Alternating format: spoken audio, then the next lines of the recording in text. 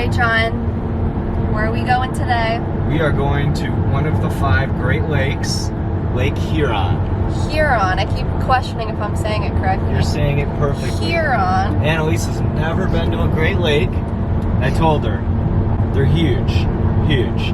They look just like the ocean when you're looking out on it, except freshwater. I know, 100%. but I'm such a Jersey girl, being from New Jersey, and I love going to the beach. I grew up going there, and I have high hopes.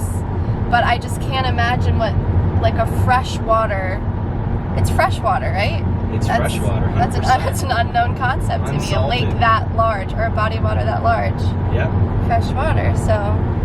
You're gonna love it.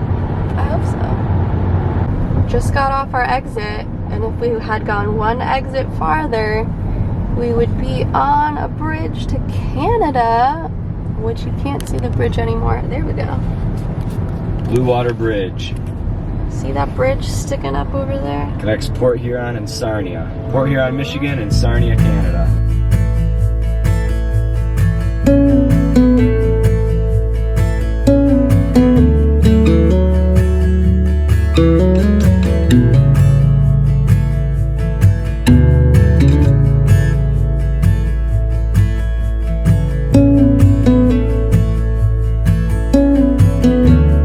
So, fun fact, John just told me the land way out there is Canada. And the bridge that we saw earlier on our drive, it's hard to see, but it's right around here.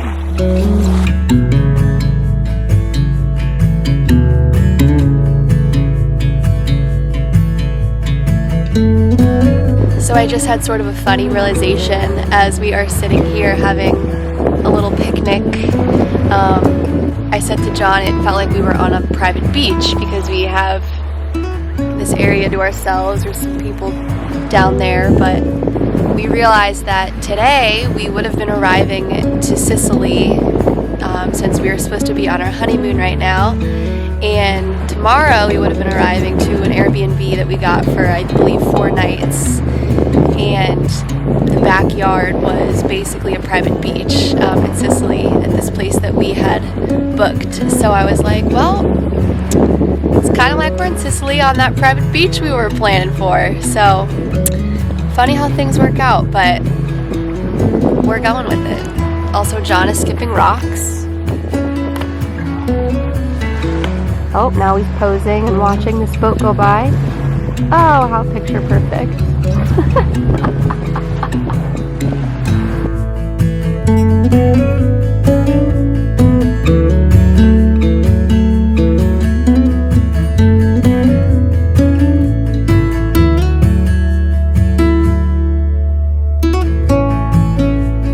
We found this cabin and John's creeping over there.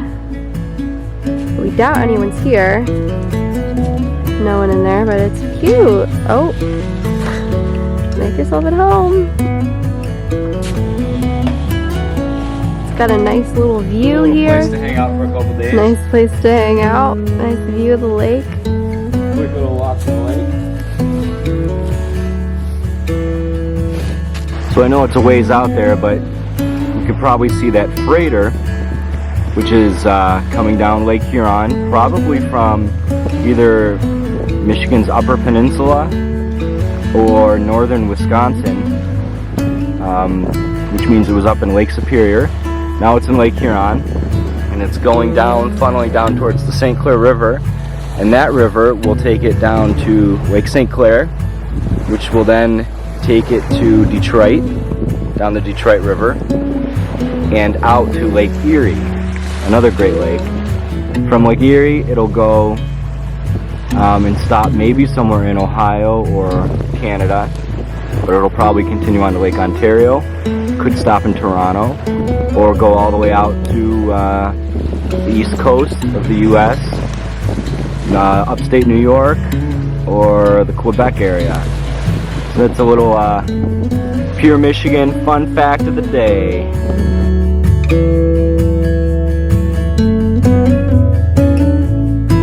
Speaking of our honeymoon, today we would have been married 12 days, I think. Yes, just a it's bunch Thursday, yeah, 12 bunch days. of newlyweds. Just a couple, almost not quite newlyweds now. Right, now we're should be newlyweds Yeah. instead of actually newlyweds. But last week I had a girl that I knew from high school reach out to us because she had heard that our wedding, which was supposed to be on May 9th, had been postponed due to coronavirus.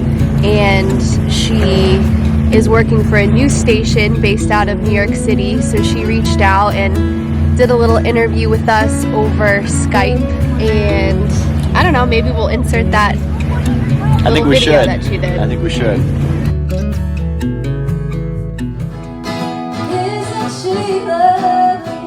Meeting in Nashville, Tennessee at a gig and realizing their mutual love for music and performing, Analisa and John were ready for the next step in their relationship. September, actually it was Labor Day of last year, 2019, is when I proposed. Gave us like 8 months, I think. It was like just the right amount of time to plan a wedding.